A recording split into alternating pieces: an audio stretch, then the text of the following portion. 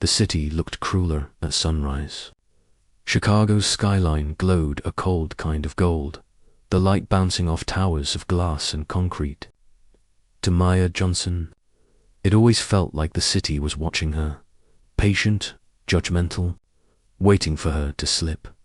She pressed her palms against the kitchen counter of her small apartment, listening to the steady drip of the leaky faucet. The smell of burnt toast filled the air. Her daughter, Ava, sat at the table, half asleep, cereal soggy and untouched. "Eat, baby," Maya said softly.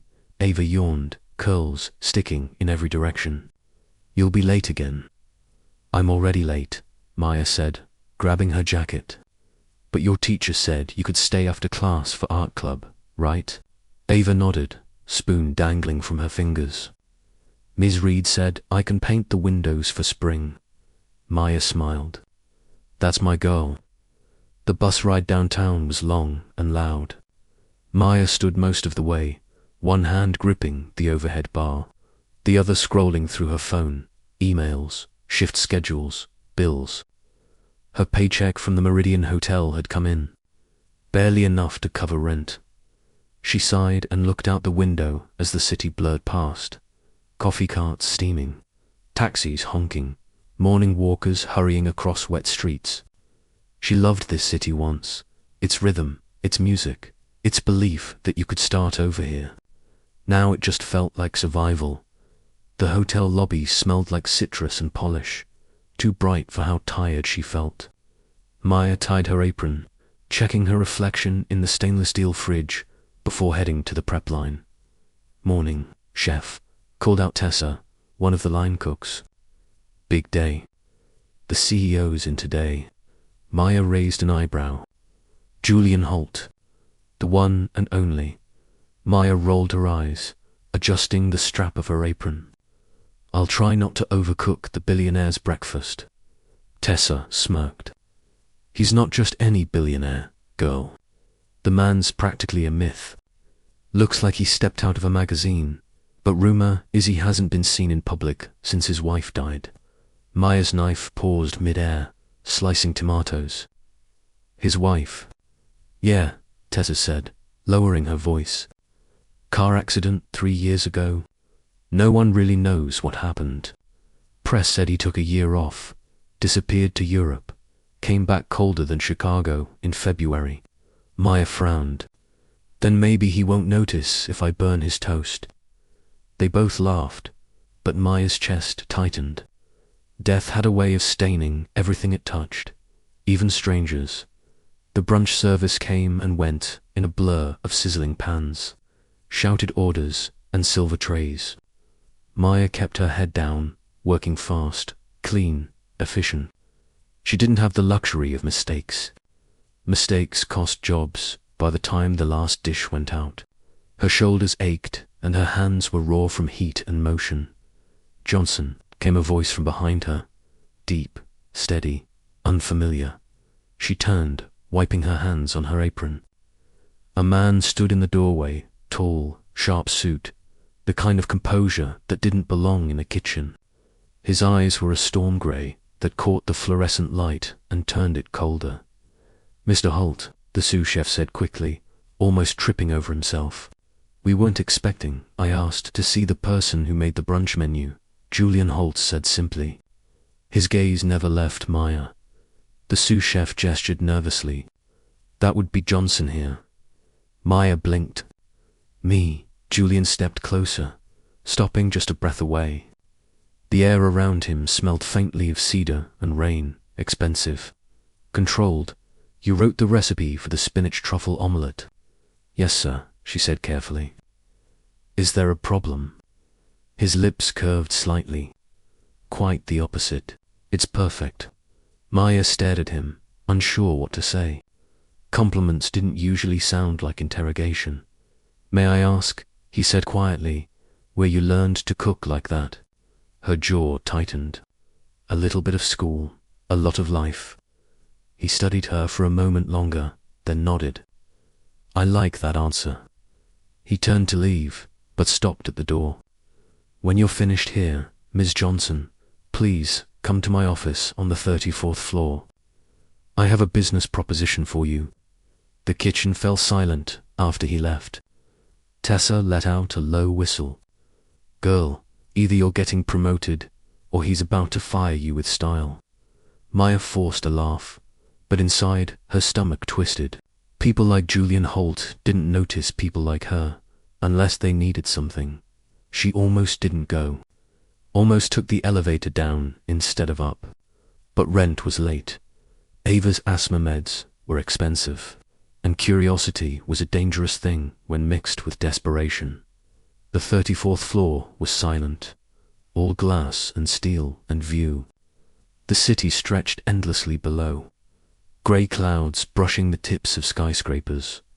Julian's office looked more like an art gallery than a workspace. Abstract paintings, a single bonsai tree on a marble table. The man himself stood by the window, jacket off, sleeves rolled. "Ms. Johnson," he said without turning. "Thank you for coming." Maya clasped her hands to keep them still.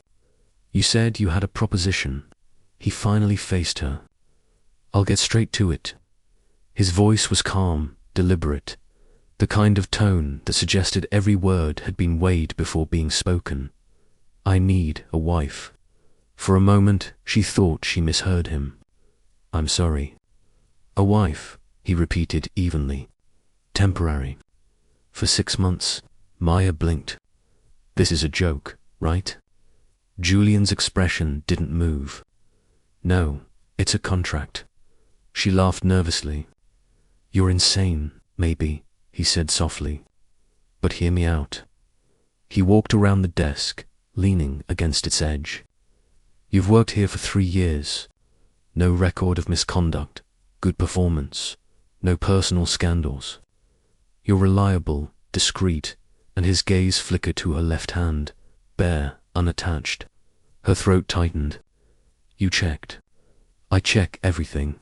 She folded her arms. "Why me?" "Because," he said, "I can trust you not to fall in love with me." She stared at him, speechless. "My company is under scrutiny," he continued. "The board wants a family-friendly image before we finalize a merger. Investors prefer stability. My late wife's death left ... complications. And you think the solution is hiring a stranger to play Mrs. Holt?" "Not a stranger," he said quietly. "Someone who understands survival. Someone who doesn't want to be saved." His eyes met hers, and for the first time, something flickered there. Exhaustion, maybe regret. "What do you get out of it?" he asked, besides humiliation. "A generous payment," he said simply. "Enough to cover whatever debts you have, and your daughter's medical care." "I've seen the reports, Ms. Johnson. The hospital bills from Mercy General." Her stomach dropped. "You had no right. I had every right to know who I was making an offer to," he said, voice low but steady. "And I'm offering you a choice, not a command." Maya took a step back. "You think I'd sell myself for a check?" He didn't flinch.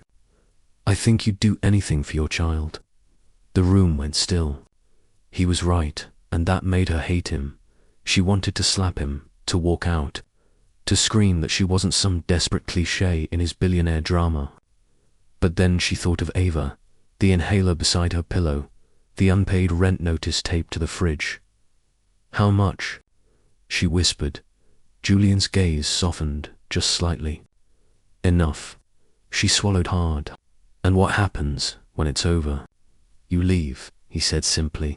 "Debt-free, anonymous. No one ever has to know."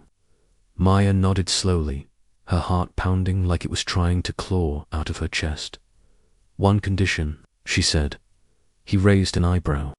"Which is?" "My daughter stays out of this. You never use her, ever." Julian hesitated, then nodded. "Agreed." Maya turned to leave, but his voice stopped her. "Ms. Johnson." She looked back. He stood behind the desk again, hands folded. "This arrangement is not about appearances. It's about control. You understand that?" She met his gaze. I understand power plays, Mr. Holt. His lips curved faintly. Then you'll do fine. When Maya stepped out of the elevator 20 minutes later, her reflection in the mirrored wall looked like someone else, a woman, who had just agreed to something she couldn't even name. Outside, the city shimmered with late afternoon rain, and for the first time in years, Maya wasn't sure if she'd made a deal to save her life, or sell it.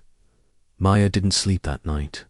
Every time she closed her eyes, she saw the look on Julian Holt's face, calm, deliberate, almost kind, the kind of calm that belonged to someone who had planned the world to fit in his palm. The idea of marriage, a fake one at that, was absurd. Yet by morning, she found herself at the bus stop with a contract folder in her bag and a storm building behind her ribs. She'd told herself she was only going to read it, nothing more. She lied to herself better than she lied to anyone else. The hotel looked different that day. Colder, quieter, like everyone knew she'd just stepped into something they couldn't see. When she entered Julian's office, he was already there, suit pressed, cufflinks gleaming, posture perfect. He didn't look like a man who'd slept either. "Miss Johnson," he greeted. "Coffee?" "No thanks." He gestured toward the desk. A thick envelope lay in the center, her name typed neatly across it. "This is the agreement," he said. "You can take it home, review it with a lawyer if you wish." "Do I look like someone who can afford a lawyer?" He didn't smile. "I'll cover the fee." Maya folded her arms. "You thought of everything. Planning prevents chaos, and chaos builds character," she muttered. Something flickered in his eyes. "Amusement, maybe. Perhaps that's why I need you." She pulled out the papers. The first page was simple. Marriage agreement. Between Julian Holt and Maya Johnson, the words blurred for a second. Clauses followed: confidentiality, non-disclosure, term of 6 months, compensation wired to her account in monthly installments, an NDA longer than her apartment lease, and one line that made her pause. Both parties agree to uphold the illusion of marital unity in public settings. Illusion of unity? She asked. Julian leaned back in his chair. "In photographs, interviews, charity events. You'll attend by my side. It will be believable." "Believable," she repeated slowly. "You mean convincing enough that no one suspects I'm your employee?" He met her gaze. "Exactly." Her pulse thudded. "And what about your family?" "My family," he said flatly, "isn't part of this conversation." She glanced up at him. "You've done this before, haven't you?" His jaw tightened. "No." "Then you're very calm for someone buying a wife." Julian looked out the window, voice quiet. "Calm isn't peace, Miss Johnson. It's control." There it was again, that word, control. He spoke it like it was oxygen, like the world might collapse if he let it go. By the time she left the office, her head spun. The numbers were unreal. The sum he offered could erase years of struggle, pay for Ava's hospital bills, even start a small restaurant. The dream she'd buried long ago, but every dollar felt like a chain. She told herself she'd think about it. But when she got home that night and found another overdue notice taped to her door, thinking turned into surviving. 2 days later, she signed. Julian didn't look triumphant when she handed him the papers. He looked relieved, like she'd agreed to something inevitable. "I'll have my assistant arrange everything," he said. "You'll move into the Holt residence by Friday. A car will pick you up." "Residence?" she repeated. "You mean your mansion?" "I prefer the word home," he said. "I'm sure you do." Friday came too fast. A black car waited outside her building, its windows tinted, engine humming like a held breath. Ava clung to her leg, still in pajamas. "Mummy, are you going far?" Maya knelt, tucking a curl behind her daughter's ear. "Just for a little while, baby. Ms. Naomi's going to stay with you. I'll call every night. Ava frowned. You promise? I promise. When she hugged her, she smelled crayons and baby shampoo, the kind of small comforts money could never buy back once lost. The drive north took an hour. The city fell away into long stretches of quiet suburbs, until even the traffic disappeared. The Holt estate rose like something out of another century. Iron gates, manicured lawns, a house too large to be real. When the car stopped, a woman in a grey uniform was waiting by the door. Late 50s, expression blank. You must be Ms. Johnson, she said. I'm Mrs. Carter, the housekeeper. Just Maya is fine. Mrs. Carter didn't smile. Mr. Holt is in the study. Follow me. The halls were endless, white marble, black floors, portraits with faces turned away. Every room seemed perfectly arranged, yet hollow, like no one had lived there for years. When they reached the study, Julian stood by the fireplace, reading something on his phone. He looked up when she entered. You're early, he said. I didn't have much to pack. He nodded. Mrs. Carter will show you your room. Maya hesitated. Your room or a room? His eyes lifted. We'll share a roof, Miss Johnson, not a bed. Her cheeks flushed, though she wasn't sure why. Good to know. He handed her a phone. For private communication only. I'll text schedules for events, appearances. You'll also have access to the guest wing. Certain areas of the house are off limits. He looked at her, voice low. I like my privacy. Sure, she said, pocketing the phone. You and your ghosts.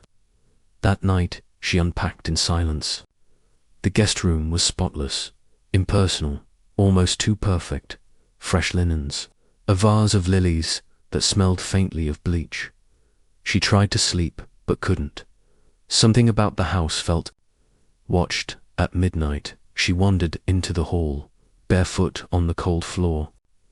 She passed a series of locked doors, their knobs gleaming. One door, near the end, looked newer, the wood darker, the handle recently replaced. She reached for it, curiosity a whisper she couldn't ignore. Don't. Maya froze. Julian stood in the shadows, shirt undone at the collar.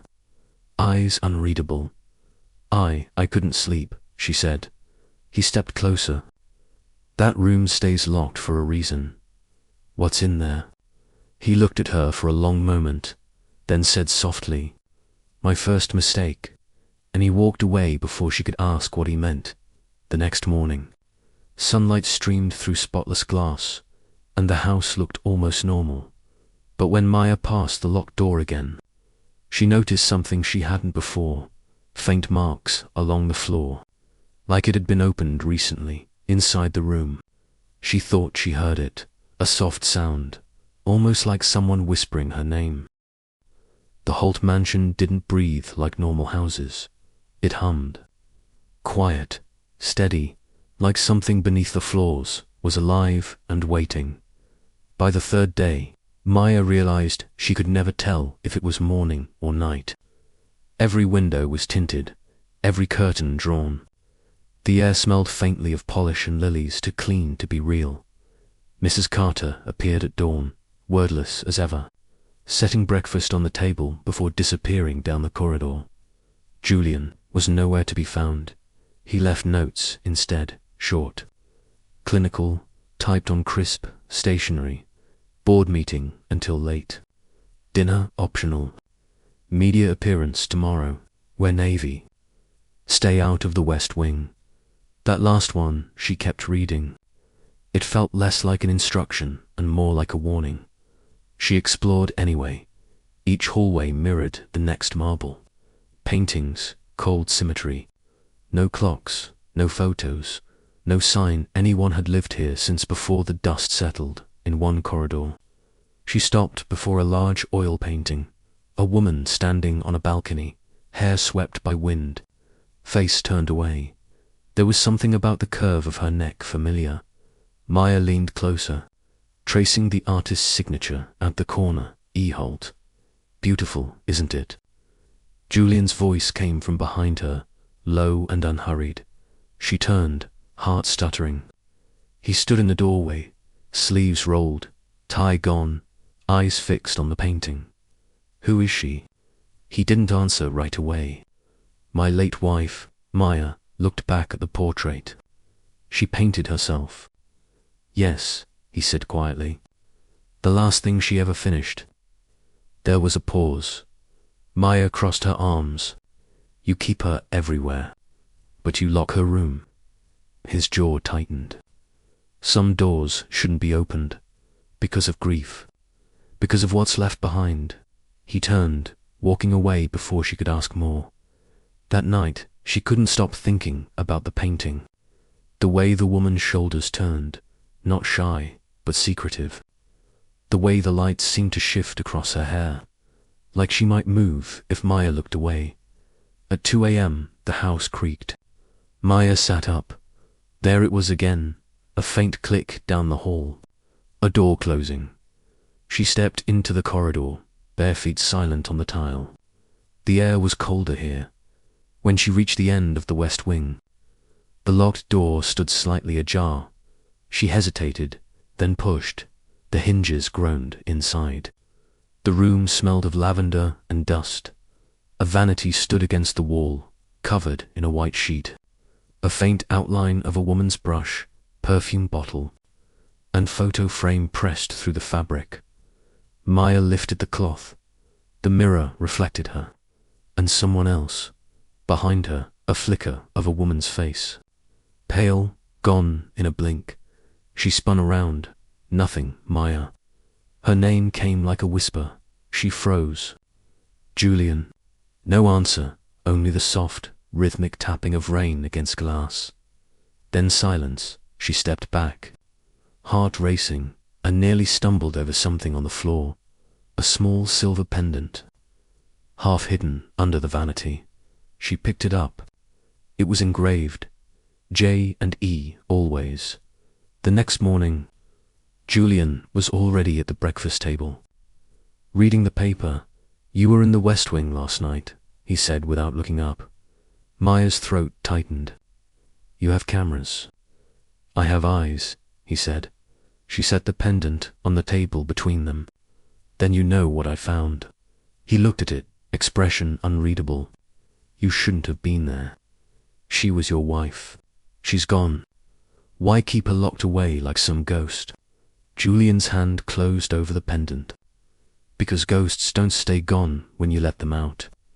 He rose, leaving the table, and the pendant was gone with him. Later that afternoon, Maya found Mrs. Carter polishing the stair rail. Double quotes, Mrs. Carter, she said, lowering her voice. What happened to her? The woman paused, cloth in hand. Mr. Holt's wife. Yes, double quotes. Mrs. Carter's eyes flicked up, wary. The mistress of the house passed away. 3 winters ago. How? The old woman hesitated. The river froze that year. The bridge collapsed. They said she drowned. They said. Mrs. Carter's lips tightened. Some things are better not said at all. That night, the lights flickered twice before going out completely. The silence after was thick, almost alive. Maya felt her way to the window. Outside, snow had started to fall, soft flakes catching the glow of the security lights. She turned and stopped. There, across the room, the mirror she'd covered earlier was uncovered again, and written across its fogged surface were words, traced by a finger. He's lying. The storm lasted 2 days. Wind clawed at the windows, and the house moaned like it was grieving something it couldn't forget. Julian had vanished to the city, Mrs. Carter said. Business trip, but her voice carried hesitation, as if she wasn't sure who she was convincing. That left Maya alone in the hollow mansion with her thoughts, her fear, and that sentence still etched in her mind. He's lying. She told herself it had to be condensation. Coincidence, a trick of the cold. But deep down, she didn't believe that. On the third morning, the generator failed. The house fell into silence. No hum of heat. No whisper of electricity. Maya wrapped herself in a blanket and wandered down to Julian's study. The air was colder here. The firewood pile untouched. She noticed, for the first time, a small safe tucked behind one of the shelves, its keypad dusted, but recently used. She didn't know the code, but next to it, an envelope lay open. Half buried under papers. Inside was a photograph. Her breath caught Julian and a woman, standing on the steps of this very house.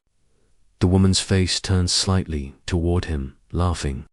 Her hair, her posture, her jawline, she looked exactly like Maya.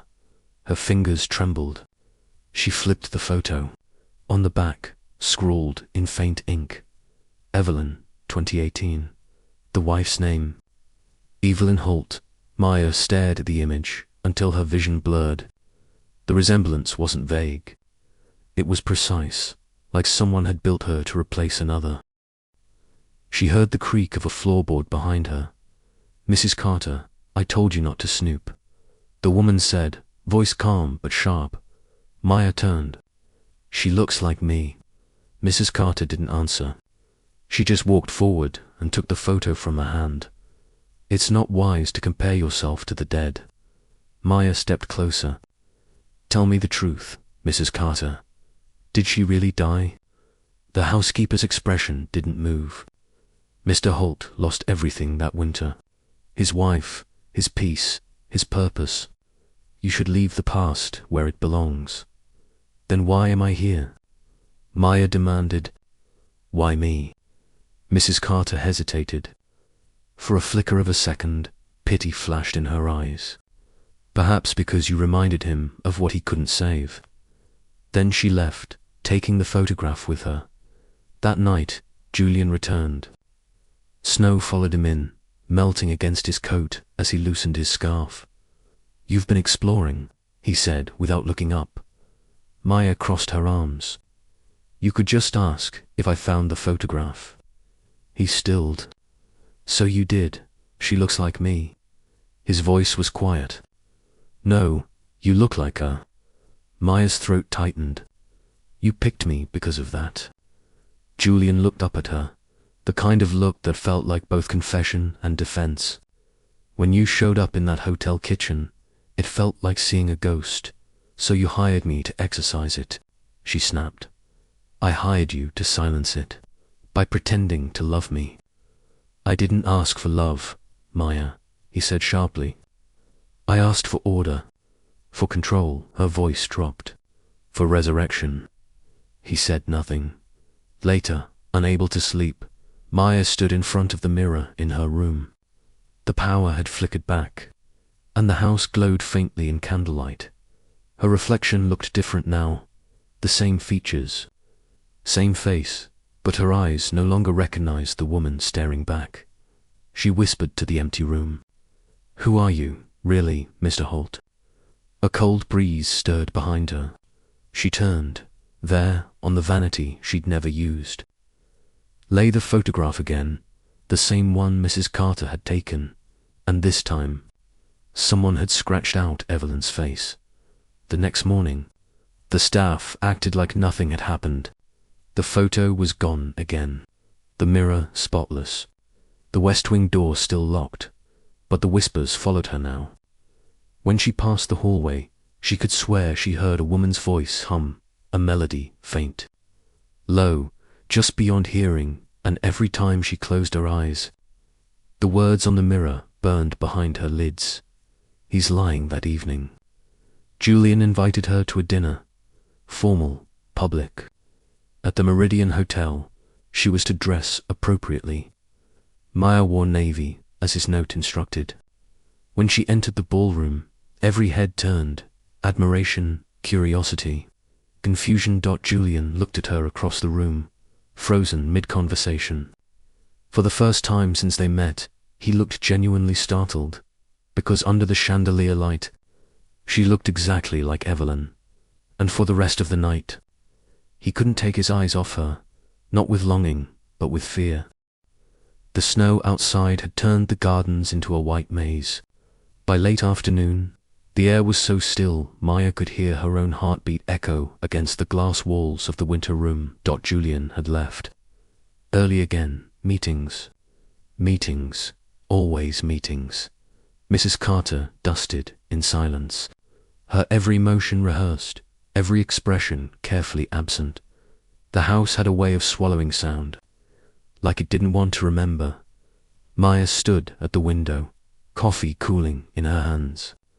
The garden stretched wide, rows of frozen hedges, marble statues shrouded in frost. And then she saw it, a movement. A small figure running between the trees, dark coat, short legs, maybe 7 or 8 years old. Her heart jumped. Double quotes, Mrs. Carter, she said quickly. Is there a child here? The woman froze. A child. I just saw someone outside by the fountain. Mrs. Carter's eyes flicked to the window. There are no children here, Miss Holt. Maya frowned. Don't call me that. Apologies, Mrs. Carter said, voice low. But you must be mistaken. No one's lived near here for years. Maya looked back. The garden was still again. No footprints, no shadow, just snow falling like nothing had moved at all that night. She dreamed of small footsteps running through the hall, of laughter echoing from rooms she couldn't see. When she woke, the sheets were cold and her door was slightly open. On the floor lay something small, a wooden soldier toy. Its paint chipped, one arm missing. She picked it up. The name carved crudely across its back, E.H. Evelyn Holt, or someone else, by morning. The house felt wrong, the air heavier, the rooms darker. Julian sat at the breakfast table, reading something on his phone. He looked up when she entered, eyes tired. You didn't sleep, he said. You have cameras everywhere, she replied. He ignored the jab. You shouldn't wander at night. There's a child here, she said flatly. Julian's head snapped up. What did you say? I saw him yesterday, by the garden. Small, maybe 7. I thought he was. There are no children here, he interrupted, voice sharp. Then whose toy is this? She placed the wooden soldier on the table. For a heartbeat, his expression cracked. His fingers reached for it, then stopped. Where did you find this? He whispered, outside my room. He stood abruptly, chair scraping. You shouldn't have touched it. It's a toy, Julian. It's not, he said, quieter. It's a memory. He left the room without another word. Maya stared after him, the silence filling in the spaces his words didn't reach. Mrs. Carter appeared in the doorway. Don't press him, she said softly. Some memories aren't kind. Maya's voice trembled. Was it their child? Mrs. Carter hesitated. Every house keeps something it can't let go. That afternoon, the storm cleared. Maya went outside for the first time since she moved in, bundled in Julian's old coat, the air biting at her skin. The garden was enormous. The statues, angels, children, faceless figures stood buried to the knees in snow. She followed the path toward the fountain. There, in the frozen basin, lay a single red ball. When she reached down to pick it up, a voice came from behind her, small, trembling, real. Mum. She turned. A boy stood by the hedge, pale, blue-eyed, wearing an old wool coat too large for him. Her breath caught. Who are you? He tilted his head. You're not supposed to be here. I live here, she said softly.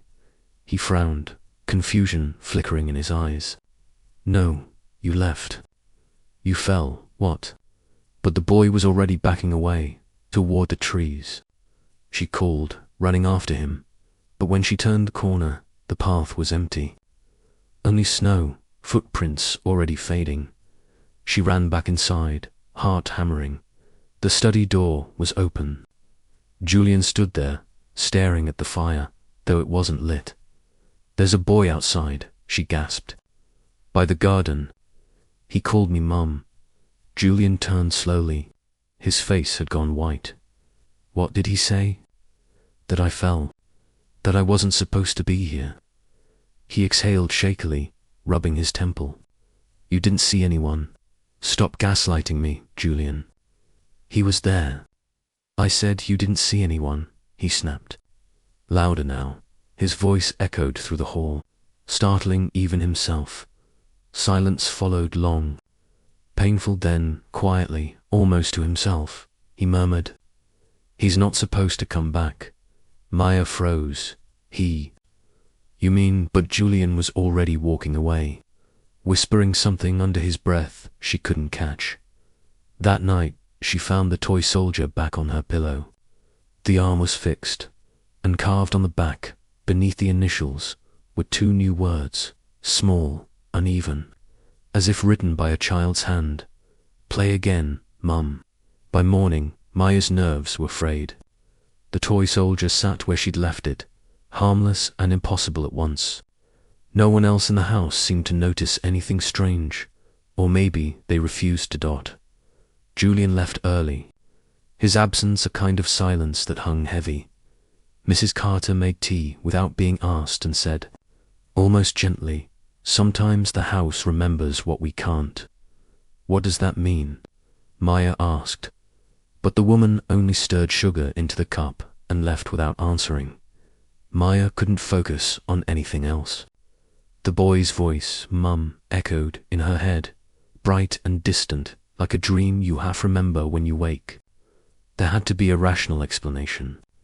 And yet, when she walked through the halls that afternoon, she began noticing small, deliberate signs that the child wasn't just a memory, a half-finished puzzle on the library floor, a window left open though she had locked it the night before, and once faint laughter floating through the vent shafts, so light she almost convinced herself it was the wind. She went back to the study. Julian's desk was immaculate, every pen aligned, every document filed in rigid symmetry. But when she tugged open the bottom drawer, she found an old folder wedged in the back, marked in faded ink. EHPHHER. Pulse jumped. She flipped it open. Photos, dozens of them. Evelyn by the river. Evelyn painting. Evelyn holding a small boy, bright-eyed, grinning with the careless joy of someone who didn't yet know the world could break. On the back of one, written in elegant handwriting, Peter. Summer before the bridge. Maya's breath hitched. A name. Peter Holt. There was a newspaper clipping tucked inside the folder, brittle. YELLOWED. Local tragedy at Raven Bridge. CEO Julian Holt's family. Lost in flooding accident. Search continues for bodies of Evelyn Holt, 30, and son Peter Holt, 6. Her hands trembled as she read the rest. The report ended with a quote from Julian himself. The river took everything that night. There is nothing left to find. Maya stared at the words until her vision blurred. No bodies. No closure, so what if the boy she saw wasn't a ghost, but something Julian refused to acknowledge? That night, she waited until the mansion went still. Julian's footsteps faded somewhere upstairs, his office door closing with the soft click of finality. Maya crept down the hall toward the locked room in the west wing, the one he'd called his first mistake. Her hand hovered over the doorknob. The faint scent of lavender drifted through the air. She pressed lightly. It opened without resistance this time. The room was exactly as she'd seen it before, untouched, preserved in mourning. The vanity, the paintings. But now, in the corner, she saw something she hadn't noticed before. A small wooden chest, carved with initials PH. Inside were toys, drawings, a family sketched in crayon, a tall man, a woman with brown curls, a boy holding both their hands, and in the center of the chest lay a small photograph, worn at the edges. Julian, younger. Evelyn beside him. The boy between them, all three smiling, the same pendant. Maya had found once, J and E, always, hung around the boy's neck, her heart clenched. Why are you here? Maya spun. Julian stood in the doorway, eyes shadowed, expression unreadable. She opened her mouth, but no words came. He walked in slowly, his voice hoarse. I told you not to come in here. You had a son, she said softly. Peter. He didn't answer. I saw him, Julian, in the garden. He called me Mum.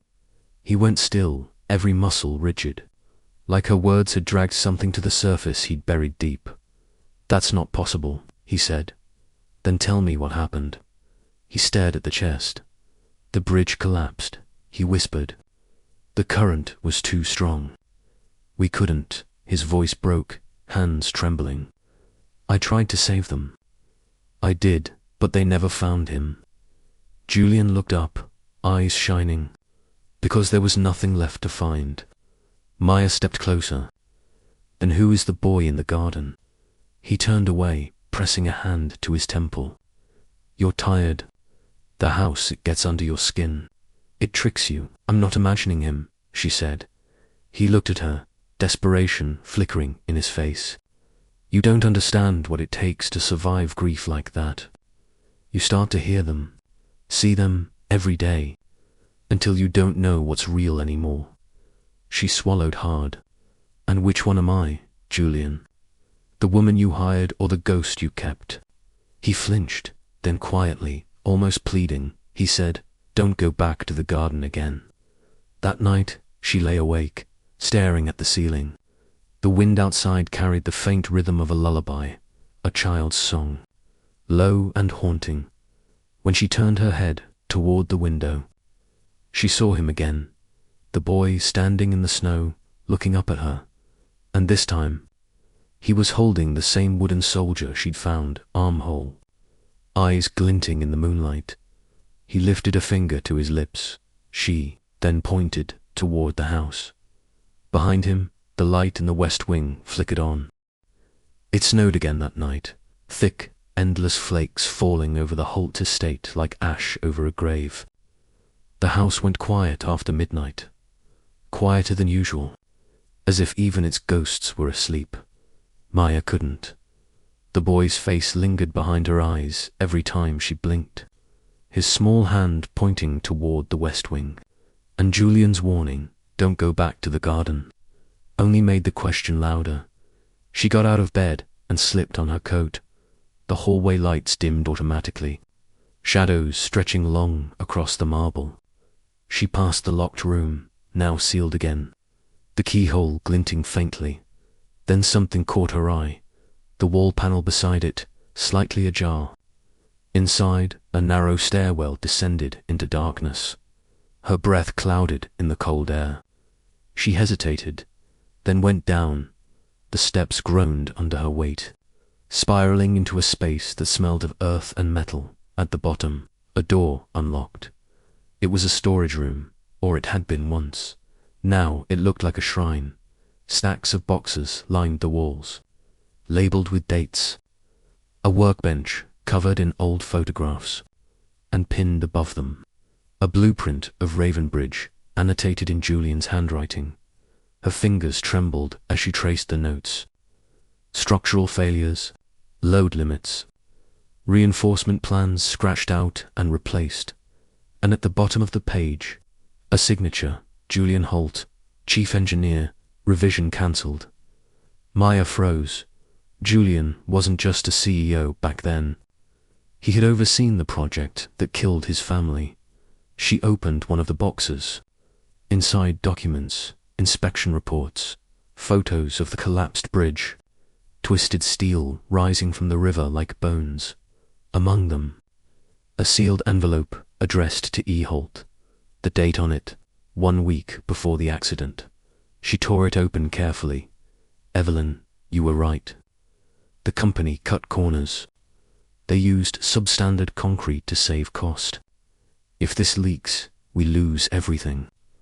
I'll fix it. I promise. Don't tell anyone yet, not even Peter. Just trust me. Jay.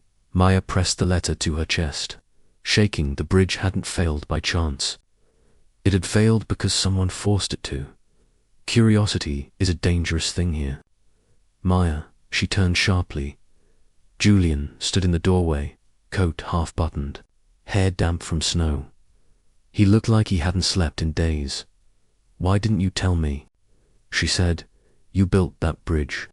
He stepped closer, slow, deliberate, because you wouldn't understand. Then make me, he sighed. The night it happened, there was a storm. The support beams were already weak. I'd tried to reinforce them, but the board refused to delay the opening. Evelyn, she went to find me. Took Peter with her. They wanted to surprise me. His voice cracked. The bridge gave out before they reached the other side. Maya stared at him. So you blamed them for being there? He shook his head. I blame myself for letting it happen. She stepped forward, thrusting the letter toward him. This isn't guilt, Julian. This is evidence. You knew it was unsafe. He looked at the page just once and then quietly said, burn it. What? I'm telling you to burn it. No. You don't understand what that paper means, he said, voice tightening. If it surfaces, everything collapses. The company, the merger, every employee depending on me. It won't bring them back. She swallowed. And what about truth? Truth doesn't feed people, Maya, he said bitterly. It just ruins the ones left alive. For a long moment, they stood there, facing each other in the flickering light. Then Maya said quietly, You built this house to bury what you did. Julian's jaw clenched. I built it to keep their ghosts close.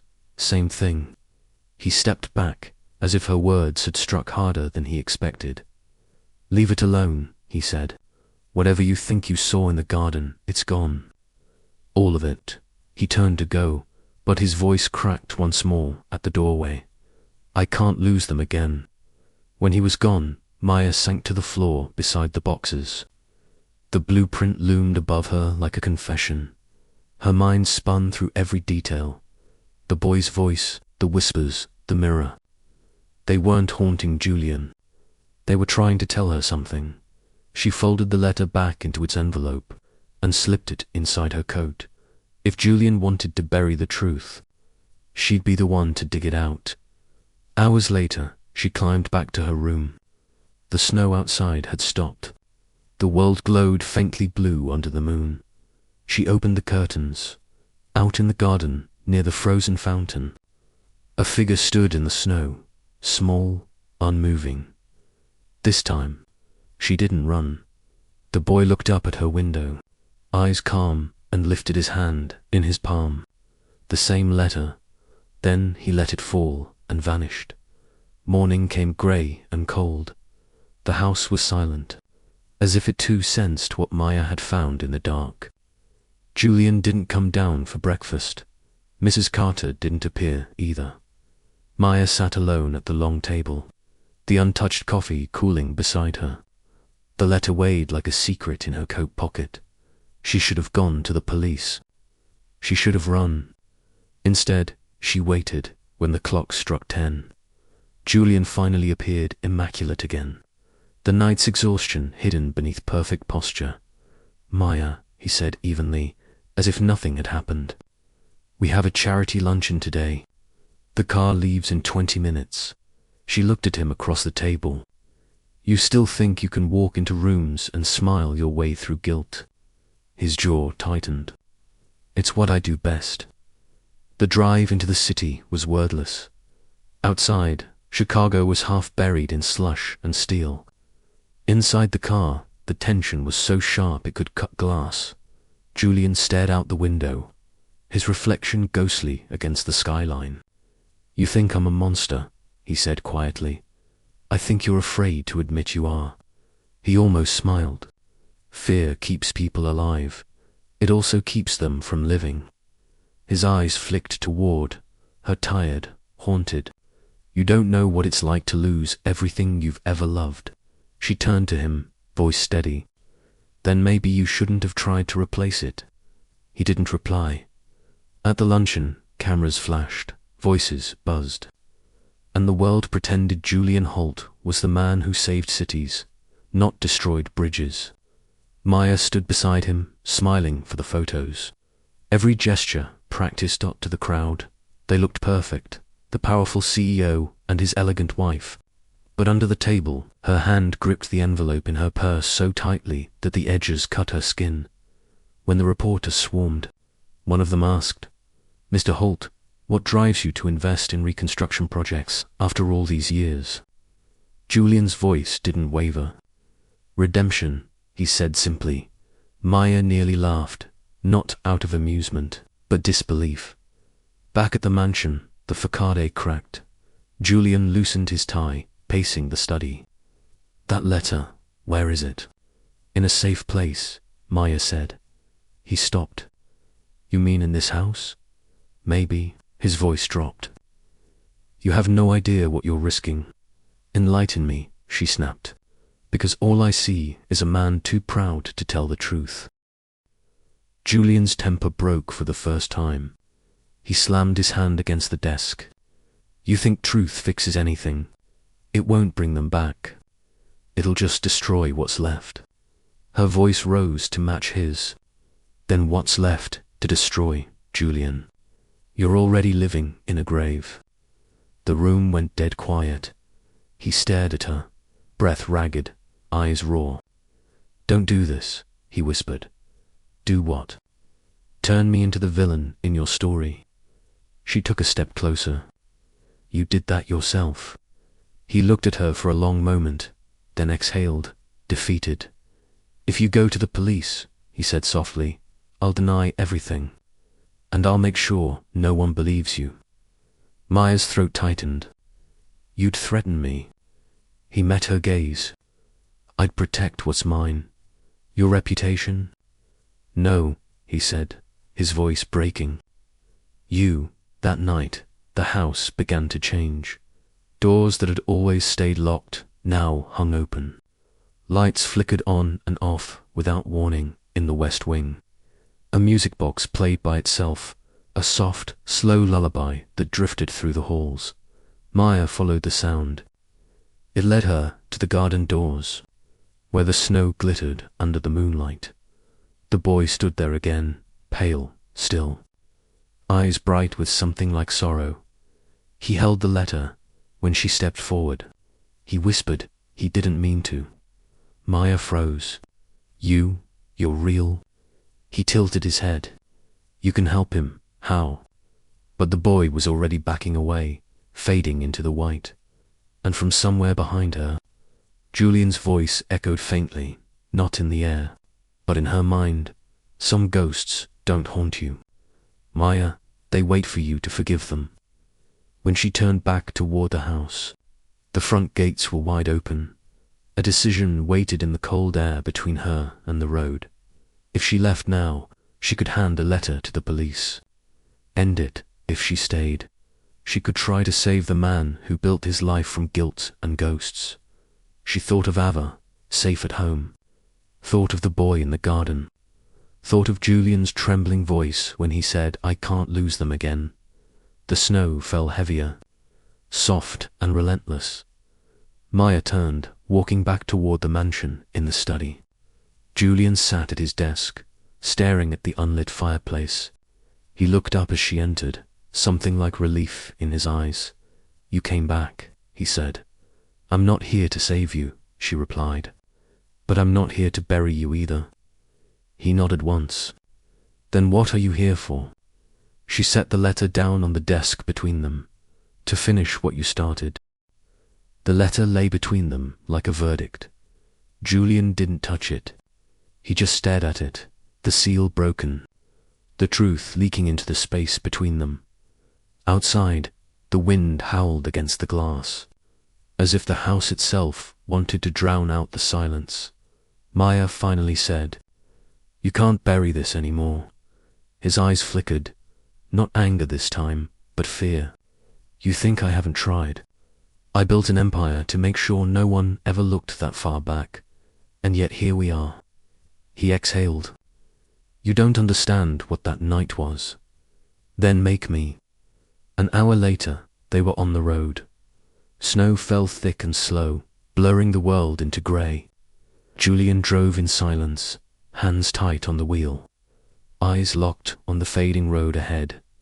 Maya watched him, the hard lines of his face softened by exhaustion.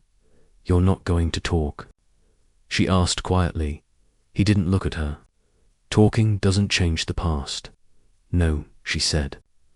But it changes what happens next. He glanced at her then, just briefly, and there was something raw in his expression. The bridge isn't far, he said. If it's still standing, the closer they got, the quieter it became.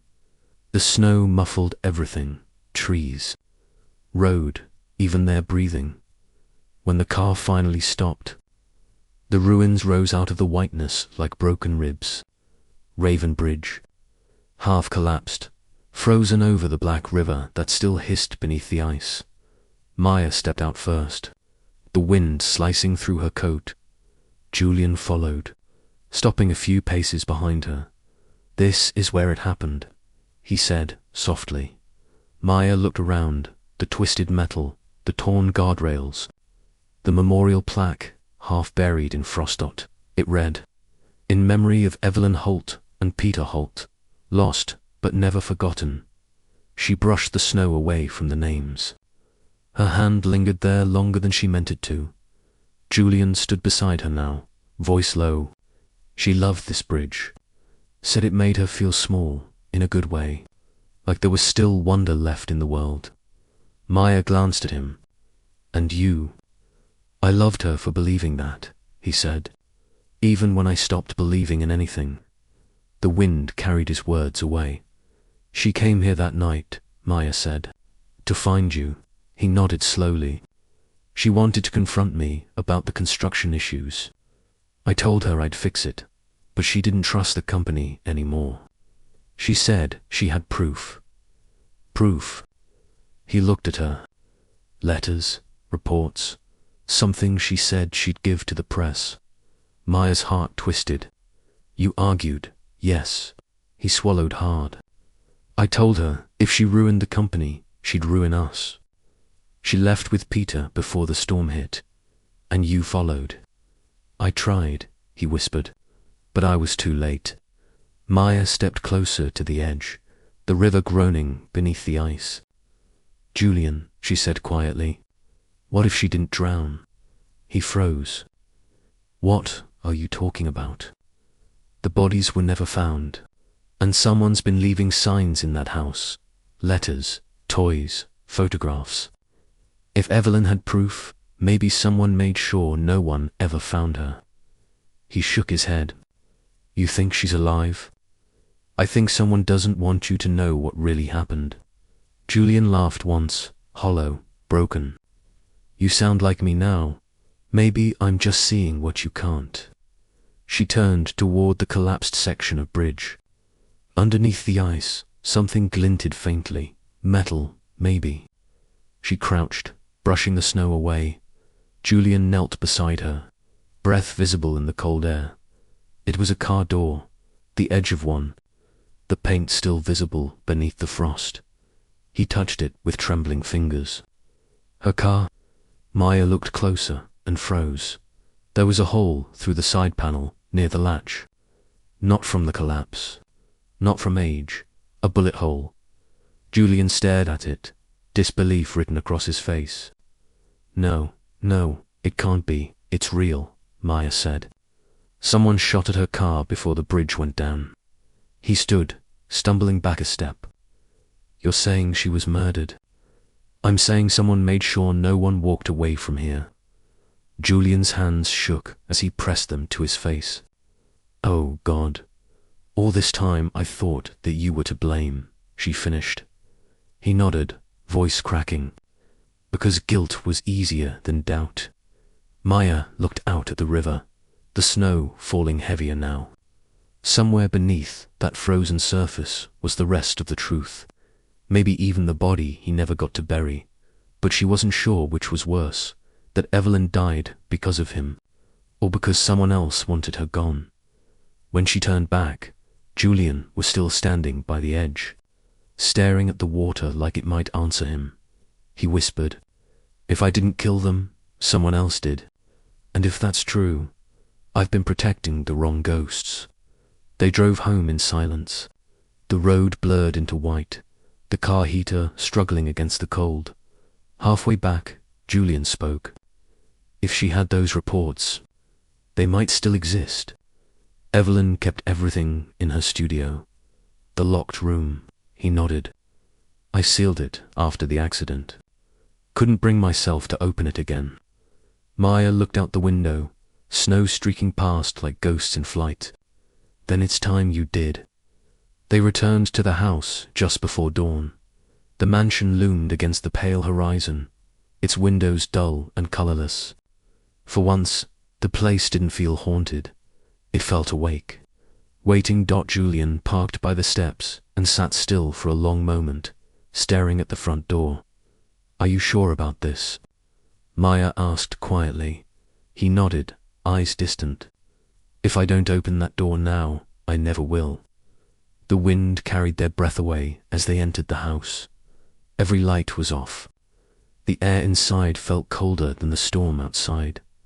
They walked through the west hallway, the corridor Maya had come to fear. Julian stopped in front of the locked room, pulling a small brass key from his coat pocket. "I told myself I'd burned it," he said softly. "Guess I lied."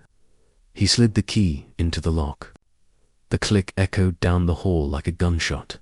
When the door opened, dust swirled through the air, catching the grey light of morning. The room was almost beautiful. Paintings leaned against every wall. Canvas rolls stacked to the ceiling. The faint scent of turpentine and lavender still lingered, Evelyn's scent, preserved by time. Julian stepped in first, touching the edge of a frame. "She painted here every day," he murmured, "even when she was sick.